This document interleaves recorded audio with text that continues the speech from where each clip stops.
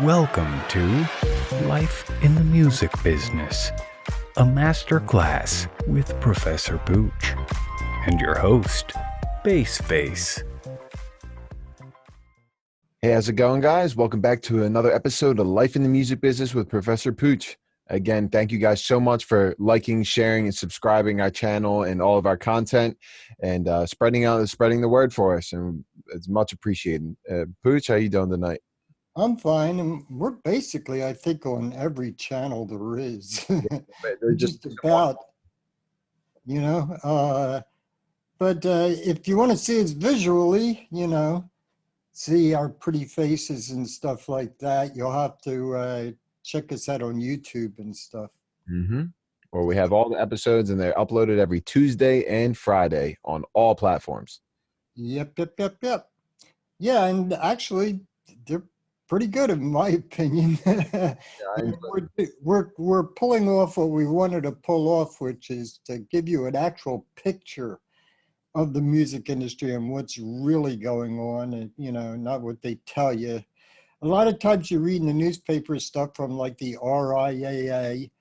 That stands for the Recording Industry Association of America, and they're basically the lobbying firm for the major labels. So, there's another world out there called the indie world that's actually taking over a lot of the world. There's more now indie that money-wise and what's coming in than any one of the majors. And the majors, for your information, are UMG, which is Universal Music Group, and they even have parents, and you think they're at the top, and stuff like that. And there's Sony, and there's Warner Brothers, Warner Music Group, etc. I'm so used to Warner Brothers because you think of the cartoons and and the old movies and TV shows and all that kinds of stuff, but it's Warner Music Group. Right now, there's 3 majors. When I started out, there were 6 majors, and we're whittled down to 3. My thing was, I believed at some point the major labels are going to be like Apple, Amazon, and Google, pretty much. I mean, might as well be at this point. Yeah, I mean, YouTube, you talk about YouTube all the time. Well, that's Google, and Google was Alphabet. I mean, it's amazing. You see these large corporations, and they're owned by a larger corporation.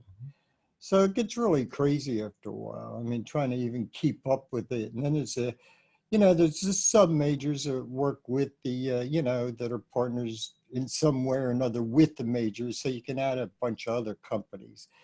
But the indie companies are doing really well, and the majors are trying to buy into the indies. In the old days, if there was an indie coming up, let's say in the 70s or the 80s or something, a major will buy them.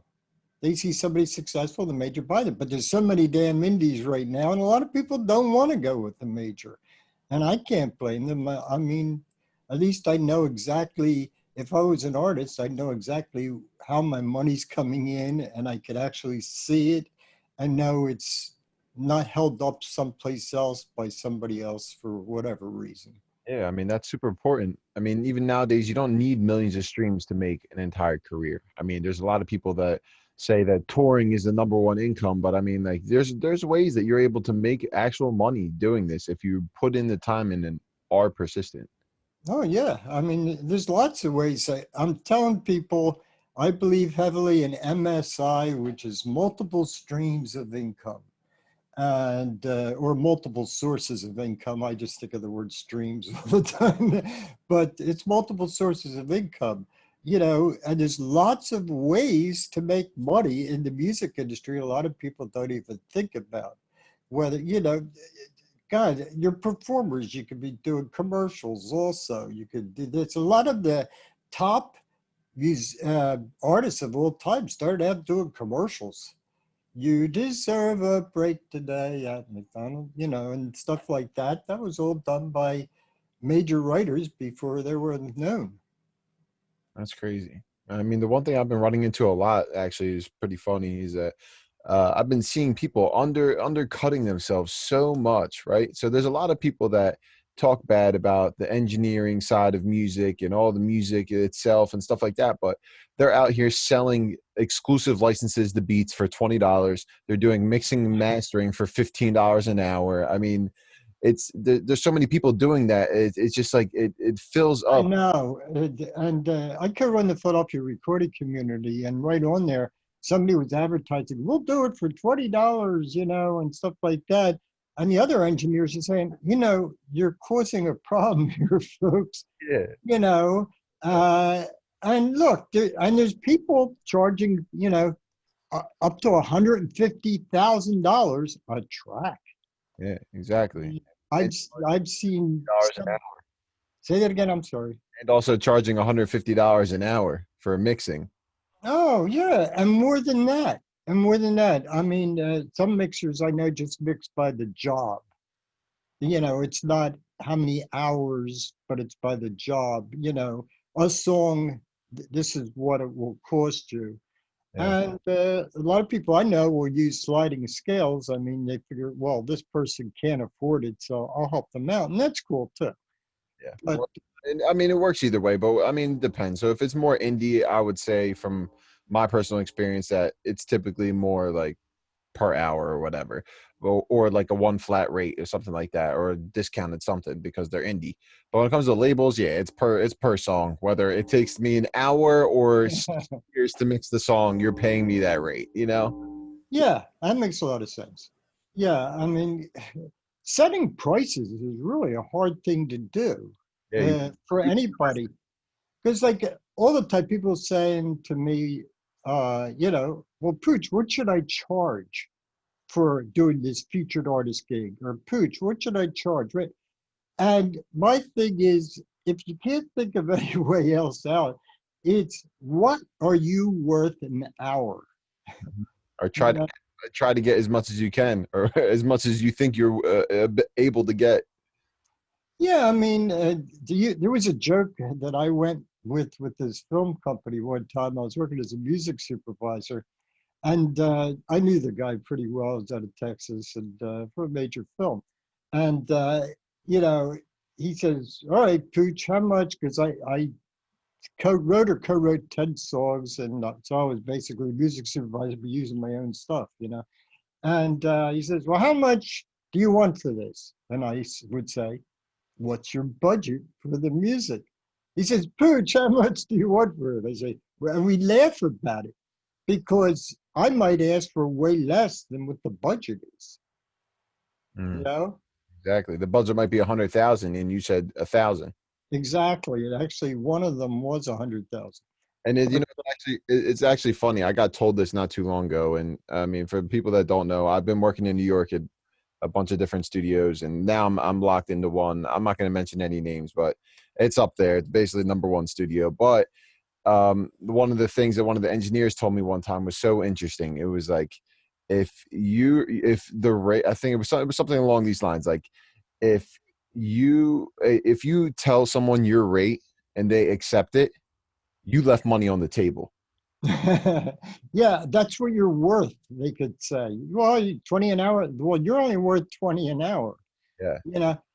By the way, the worst thing you can do, and I didn't believe this until I saw it multiple times, people will do something for somebody for nothing.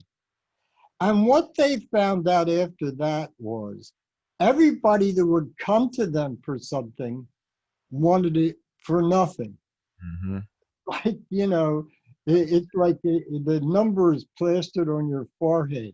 I worked for so many hours, dollars an hour or something. Yeah, I'm gonna be honest. When it comes to that stuff, when I was coming up in my engineering career, like at first it was like I would be willing to do whatever just to get the experience. You know what I mean? But at a certain point, you need to look at yourself objectively in the mirror and say, okay, am I going to do this forever, or am I going to up my rate and be able to do that? And I've had to do that like four different times in my career, just like the minimum of like to be able to like take that next level, because I mean I wasn't going to make it or be able to buy the equipment or anything that I need making $20 an hour.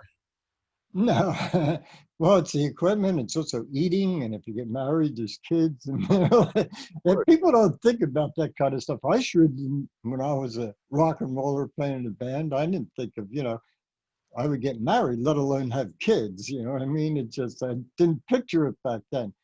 But actually, unless you're a major studio like where you're at, where they can charge a real ton of money for the use of the studio, you need that multiple sources of income. You can't just be a studio, definitely working at $20 an hour. How long? I mean, that's ridiculous. You know what I mean? Got it. I mean, most of the time, if say your rent's $1,000, I mean, you probably have to work 70 hours, or like I think probably be like 60 hours out of your month has to be dedicated towards the rent. You know what I mean? But if you were charging 50, 75, 100, 150 an hour, I mean, you have to be good to be able to charge that. But if you are at the point where like your stuff sounds good and is competing, feel free to charge what you feel you're worth. You know what I mean? There will be people that will accept it. Definitely. And good or popular. One or the other. You have to be good or popular for some reason or another. But there are people that the majors are paying an insane amount of money, uh, you know, insane amount of money for a track. Yeah, and And of the artist ends up paying for it, by the way. course. It comes out of their money. Yeah. I mean, that goes back to the cross collateralization thing that we spoke about. Yeah, yeah. I'll take the money from what you're making on a publisher, get paid for what you owe us for the recording costs. Yeah, it's Always double as much as it's supposed to be, just so everybody knows. But I find it so funny because I've had people that they just flaunt their Grammys and they say, I'm this, I'm that, I'm nominated this and that, boom, boom, boom. And I've been given mixes by those people from my clients that have these people are supposedly my clients giving me the work that they've done. Is they've supposedly won Grammys, this and that, and boom, boom, boom, flaunting all this stuff, and their mix is not good, and I have to fix it. well, one of several things. One, maybe they didn't really earn Grammys. Number two is maybe they just, if it wasn't a star, it was just somebody else, they might not have put their whole heart into mixing it.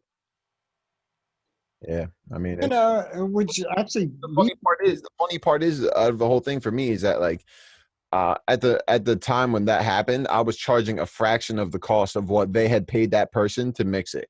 And like the one person actually won Grammys, was like a 7-time a Grammy award-winning Grammy engineer, mixer, producer, whatever. And they paid like 1,000, 1,500 a mix, and I had to be the one to bring it all together.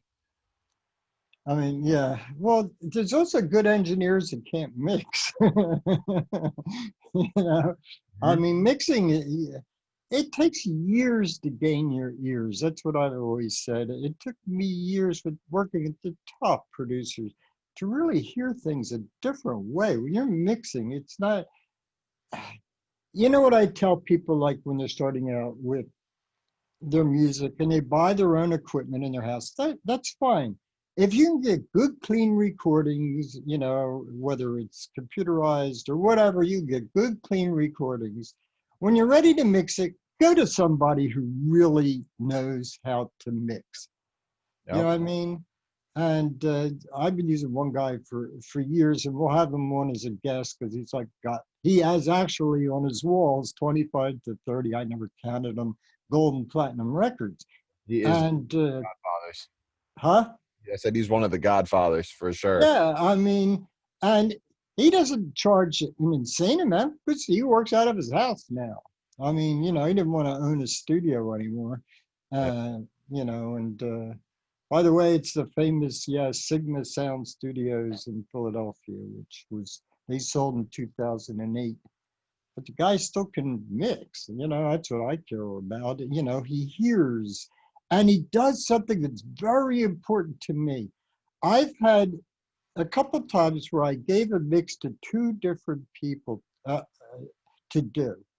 And even the mastering, and good engineers can master, okay, besides mix.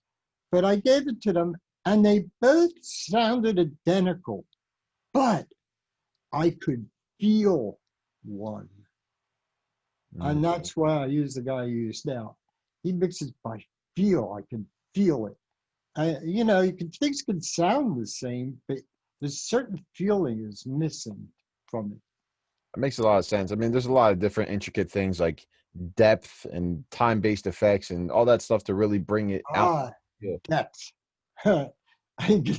Long conversations on depth, because that's where the amateurs, I'll call them that, who aren't really ready to be mix engineers, they don't understand depth Yeah. and distance, how something can be back and still just as loud, because reverb has volume too. There's all kinds of things, and you learn by experimenting. You need to have a hands-on. That's why don't go to an engineering school. Go to a hands-on engineering place with 6 or 7 maybe other people and actually do hands-on. That's how you learn.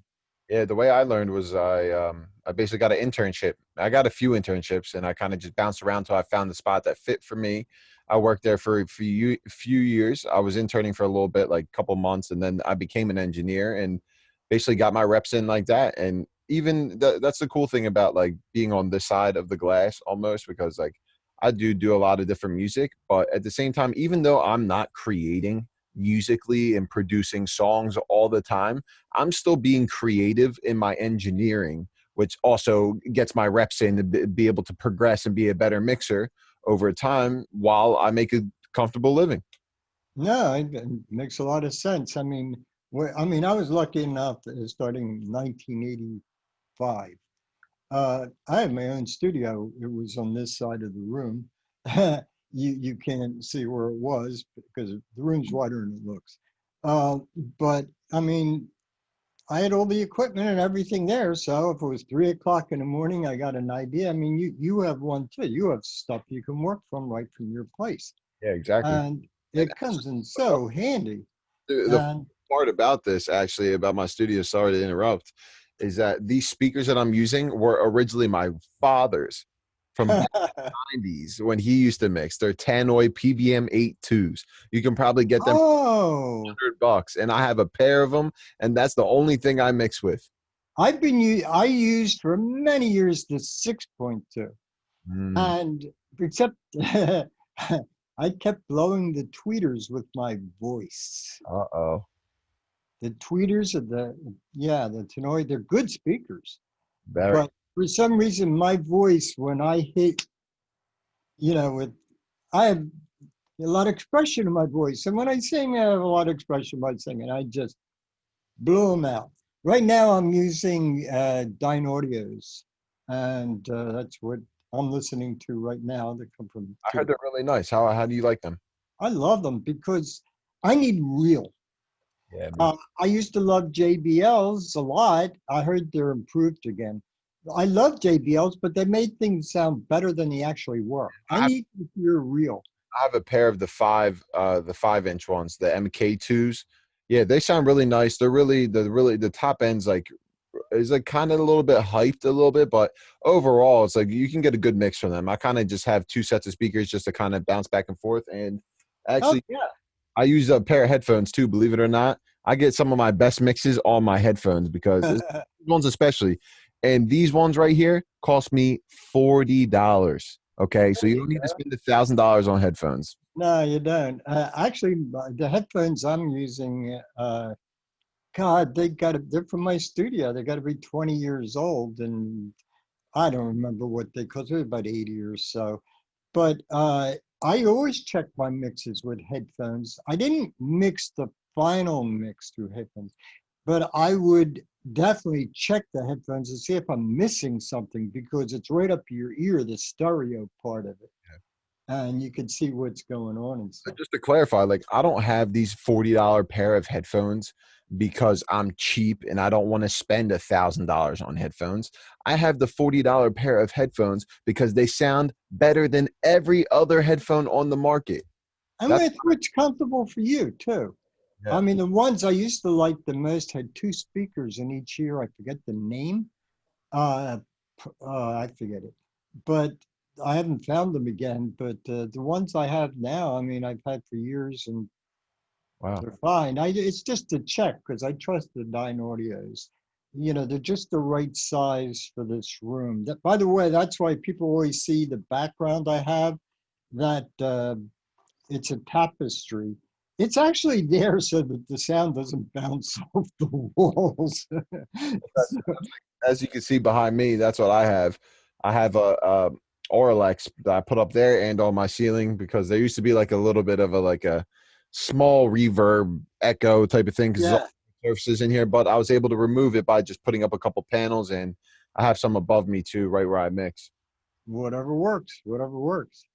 This is actually a good thing, a good segue, just kind of talking about our dynamic and the way that we do things, and how we're both Aries and we both operate on the same type time. Basically, we're always working on different things and being able to get ahead as we go. And basically the where I'm getting at is a partnership. I mean, working with each other to be able to create this show, be able to give all of you guys this information and knowledge that Pooch has basically lived his whole life through, and is teaching me and also teaching you guys throughout that. Yeah, well, the whole thing with partnerships, we touched on a funny spot of it last show, I think. But basically, you see a piece of paper and stuff, you're working with a person. And whoever it is, you got to be able to work with them. And partnerships can mean all kinds of things. The ones we run into mostly as a music industry are like co-workers, in other words, co-writers, things like that. Or we have a band and there's members, and or sometimes it's both. Sometimes you own companies together. And I work with both people that are the music end and people that are the big business end and people that do both. You know, or it's a band, but they own their own companies, which they should. And but working as partners, the first thing, and this is pretty funny, if you go through my book, I think it's in the music biz book or the artist management book I wrote. You can find them on my site, professorpooch.com. But like, I have a title of a chapter. It's called "Choosing the Right People." Now, the way I meant it there was putting together a band. But this is whether you're putting a band together, a company together, or whatever. Before like 5 of the 6 pages that I spend on this subject, 5 of them are before a person picks up an instrument or we talk heavy business or anything. I want to check them out as people. Can I work with them? Am I going to be able to trust them? We're dealing with ideas like we covered the last show with secrets. And, you can't protect a secret. So you got to be able to trust people. And I remember when I taught at the Art Institute, I mean, all kinds of people things come up. Working at the Art Institute, and this guy says, well, man, I have this company together, but for some reason, I'm doing all the work and he's making all the money. You run into those kinds of things too. So, and that's why you have contracts. Of course. And I always highly recommend, before you work with anybody on anything, whether it's a band partnership, and boy, does that come in handy if you don't have a partnership agreement.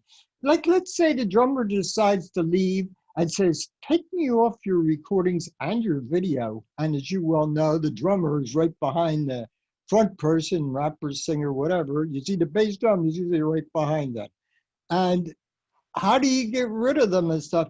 That's why you have agreements. That's why I always say, before you start working with anybody for any reason, in any of the situations I mentioned, whether it's putting companies together, putting a band together, or both, or just a partner of any sort in any kind of a project.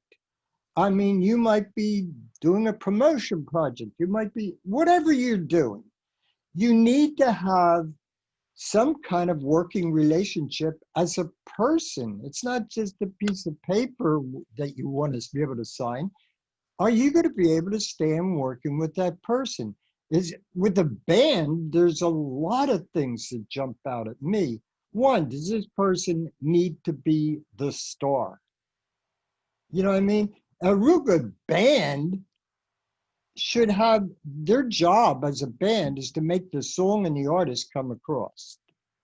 That's what their job is. It's not I'm sure there's guitar solos and bass solos or whatever kind of solos, but it shouldn't take over the song. It needs to work around the song. And I got to make sure, like if I was putting a band together, which I have in the past, been there, done that. Um, yeah, I want to know what they're like as people. Or do they have a sense of humor? Are they a problem of any sort? Do they have drug or alcohol abuse? You know, it's one thing if somebody's smoking a little weed or here or there. That doesn't bother me. But if you're addicted to anything where the drug is controlling you, I don't want them as a partner in any kind of a thing. And there's all these kinds of things to think about. It's tough to be able to get somebody to sign a contract and explain to them that needs to be done, but it's the most important thing to be able to secure everything that you guys do together from that point forward. Because I mean, contracts are like the curse word of the industry, as Pooch always. Yeah, but they're necessary, and especially with the band. No investor will deal with a band if there's no partnership agreement, which is called the band partnership agreement.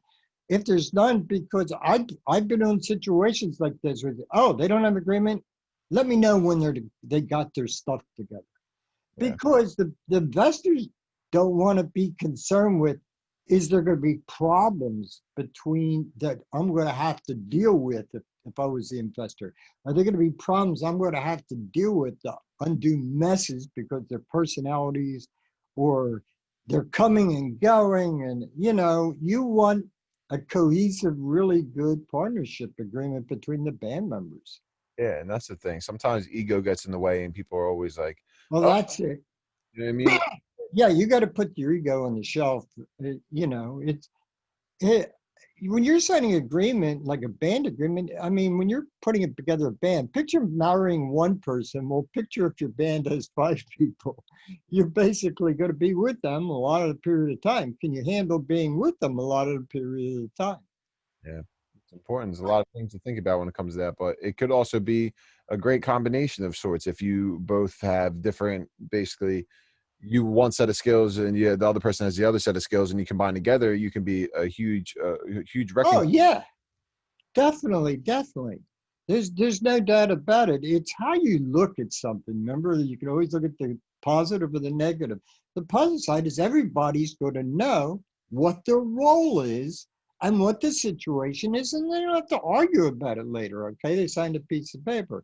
But let's look at a band agreement. Okay, some things that could come up besides the owning of the publishing and the record companies and stuff like that, which I cover a lot in my step one of the 3-step program in a free library at professorpooch.com. But what about if the band breaks up for any reason? Who owns the name of the band? Is it trademarked? What about if somebody wants to leave the band? What about if you have to fire somebody in the band and they want their equipment back? Or whose equipment is it? Who owns the equipment? Uh, I've been with the band for 2 years. I should get half the equipment. Well, wait a minute, then we can't function. Yeah, there's all kinds of things like that. Of course, and I mean, I've seen some instances in the past couple of years where the artist tries to walk away, but the managers own the IP to the trademark, so therefore they went and had to change their name, and then eventually that didn't work out, so they ended up going back and using the name. Well, yeah, it's a problem. You don't want to keep switching names. I imagine the story where I had a rapper who had 6 names. He called himself by 6. I said, how you could promote yourself? They're not going to know who's who, what's what. It just confuses the matter.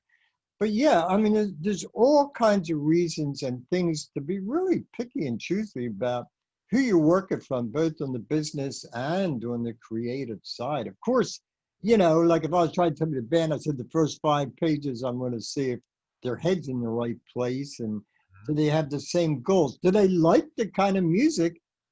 Not only do they like the kind of music that we're going to be playing, can they feel that kind of music that we're going to be playing? I mean, I'd be playing them stuff. Well, how does this hit you? You know, And of course, by the sixth page, of course, I want to hear how they are on their instrument or as a co-writer or as whatever I'd be working with them on. But get to know somebody a little bit. You know, you shouldn't just jump in right away, because I use the example, if you don't know uh, a partner, a romantic partner, until you slept with them and woke up with them about at least 5 times to find out what they're really like. Well, it's the same thing with, you know, with the band, you know, and working with different people. You know, it takes a while to get to know somebody and see how they are under different circumstances. Yeah, I mean, they say that you don't really know a significant other until you're with them for 7 years. So, I mean, you always have to you have to take that extra step. And even though something seems enticing in the moment, and it's like, oh my God, I'm so excited, and the nerves are running, and everything's adrenaline's going. Take that step back always, and take that deep breath, and give it a day to think about it. And if you feel the same, then go forward. But don't make any sudden decisions. Well, it's funny you mentioned 7 years, because 7 years, everybody changes a little every 7 years. It's just one of those things in life.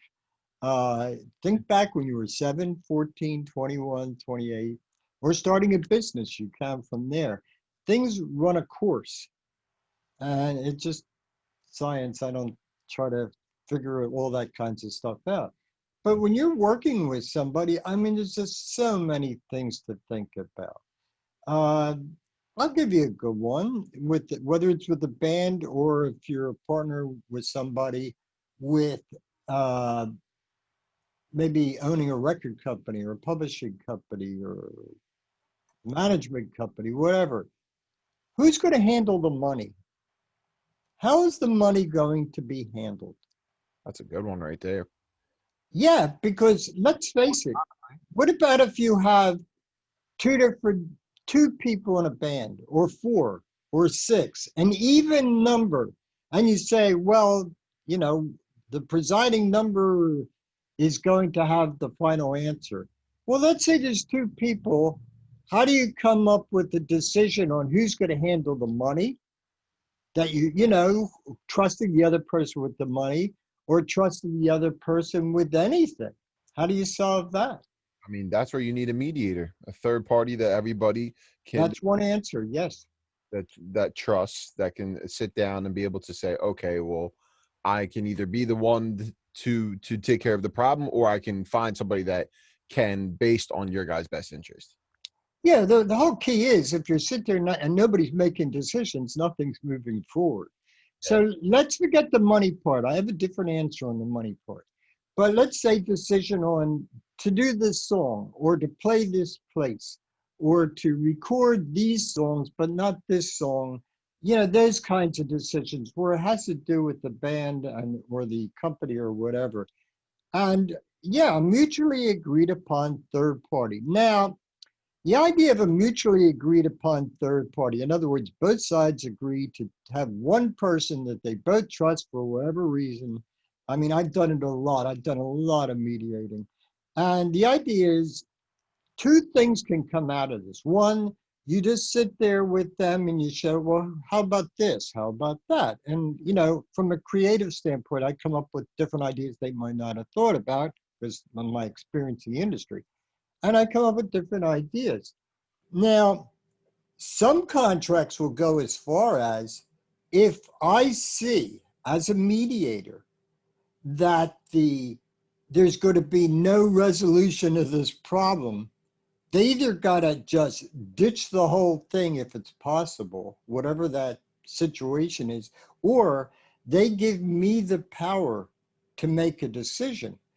But the decision, a mediator has to be somebody you can trust that is putting the welfare of the organization first. Let's say it's arguments within a record company. That's the organization in this case, or a band, that's the organization. They got to put that first.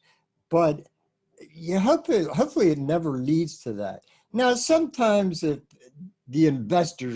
there's an investor or somebody like that, they're going to want to have a final vote. And then if there's a manager, what do? Because you have a band agreement and you have a manager agreement. Well, the band agreement and a manager agreement, the way that's usually solved is the manager gets one vote and the band gets one vote, or the artist gets one vote, which it comes back to this, you got two people, how do you make a decision?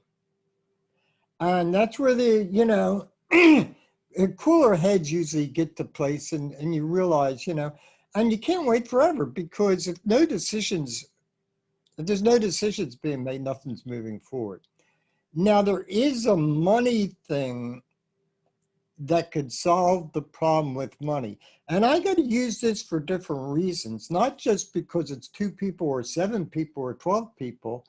It's because sometimes my client is under the age of 18, and you can't have the parent touching all the money.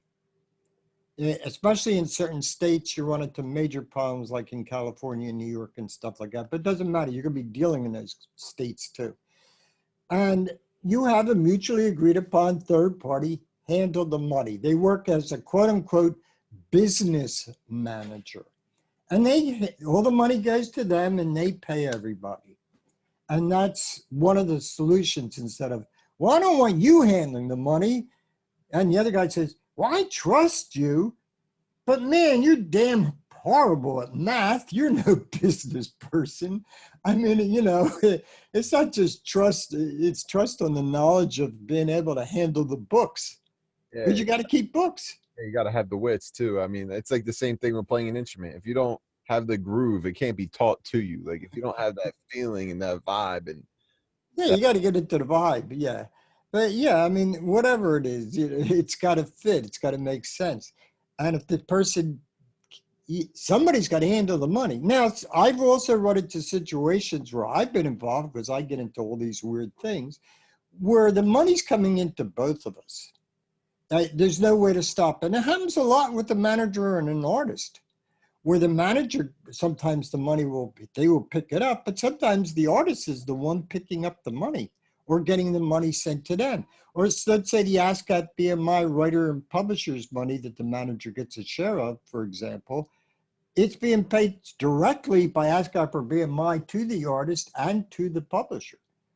So each side are going to have to learn to keep financial records, at least on such and such a date, I received this for, on such and such a date, I spent this amount of money for, and you have to learn even what is considered an expense in the music industry. I mean, I have a whole gigantic paragraph in the Music Biz book on just the start of the things that you need to think about. I mean, you can write off your stage outfit if it's not something you wear every day in the street. You might need a computer for your job. You might need this, you might need that.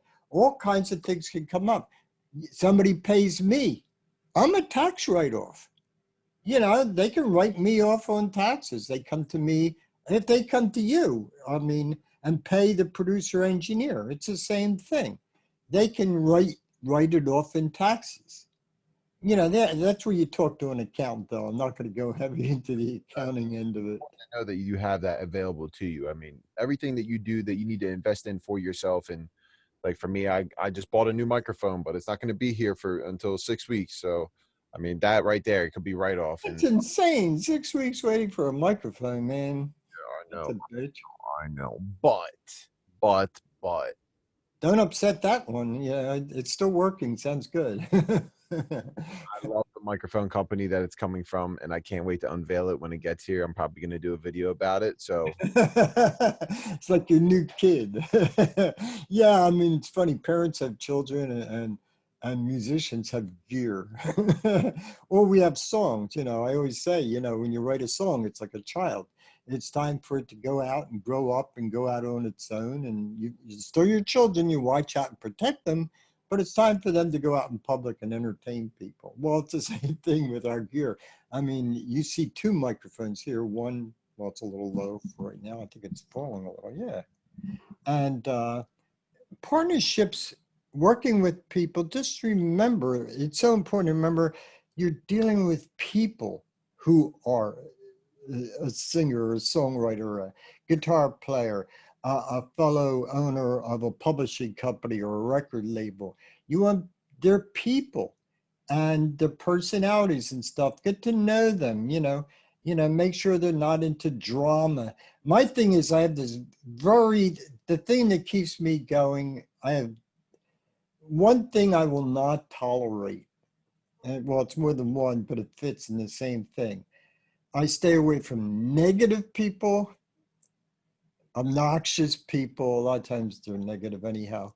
And drama queens and kings, as I'll call them. People always in drama and all these things. I stay away from them. I don't care how talented they are, because I don't need somebody dragging me down. And that's very important, to stay with positive type people. Because you have a better chance of becoming successful that way. Yeah, it's important. That's how a lot of my clients, the real clients that have been coming to me for a while and consistently work with me, like we have that type of relationship. We understand each other. They know what is they know what is being asked of them when they come in the studio. I know what's being asked of me when I'm in the studio, and it's just that mutual agreement. Well, yeah, and that's great. And if you find the right people, I mean, it can last for years and years and years. I remember, like I've talked about it a couple of times, Jim McDaniels, who was my mentor, he was a producer and publisher and stuff like that. His manager, God, he was with him for like 20 years, 25 years. Wow. He was the same manager who had B.B. King, and B.B. King was with this guy for like 35 or 40 years. Wow. You want to find the right person and you work with them. Yeah. Okay. Somebody I was just reading about, was it Springsteen? Yeah, with the Springsteen, whoever. He's been with that guy forever. And you find somebody you can work with and you work with as a team, and it's great. And it's great when you can find the right person you can deal with. And I can't stress it enough, because we've all worked with people who dragged us down, or a pain in the neck, or we couldn't trust, or this or that, or like I said with the student, well, I'm doing all the work and all the money's going to him, and that ain't cool. Yeah. But I mean, And go ahead. But essentially, yeah, you must get to know somebody as if they're going to be your friend or like your significant other, because you're basically getting into bed with them. Yeah, for a long period of time, and paper. Oh yeah, it's just, I mean, there's so many things that can come up. I mean, let's just with a band, what about if somebody wants to leave, can they still use the name formally of so-and-so band? I mean, I've had fights over with people. Well, they've been fighting. No, if you leave the band, you can't say formally of, it can get into all kinds of things. The idea is to get it really settled. Because a major label, if that's the route you want to go, or an investor, if that's the route you want to go, you want to deal with anybody, they're going to see that you're together, that you're coming across as a professional. It's not always easy to be able to go out there and put your foot down and claim what's yours, or be able to kind of basically. Well, you better. If it's yours, you better claim it, or it's going to be somebody else's really quick. Don't let anybody walk all over you, and you kind of got to know when is enough is enough, and be able to either end situations or be able to take that next step forward to push yourself, because when you go and do the hard things, you will get great things from them. You know what I mean? They're hard for a reason, to be able to test you and see what you're really about. And if you're willing to put in that time towards those things, then you'll be able to really get a lot done. Thanks everybody for sticking in for another episode. And if you have any questions or anything, feel free to email us, ask@professorpooch.com, or lifeinthemusicbusiness@gmail.com. And as always, like, share, subscribe, and spread the word. And we will do the best that we can to provide you guys with the knowledge and how to use that knowledge to be able to get ahead in the music industry. Yep. I hope we can help you save a lot of time, and hopefully we've made some of the errors so you don't have to make some of the errors and listen to them, because we're talking about real life stuff. Yep. So everybody, take care. Tune in for the next episode. Bye. Thanks for watching. Tune in for the next episode.